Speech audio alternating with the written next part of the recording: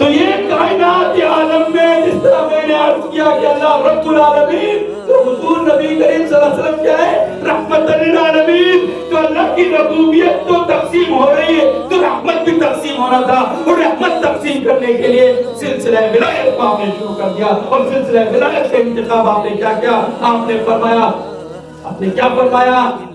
نا مدینۃ العلم وعلی بابها. پھر آپ نے فرمایا من کنت مولا فہذا علی المولا. پھر آپ نے فرمایا حسین منی وعلا من الحسین. سلسلہ شروع ہو رہا ہے ولایت کا سلسلہ.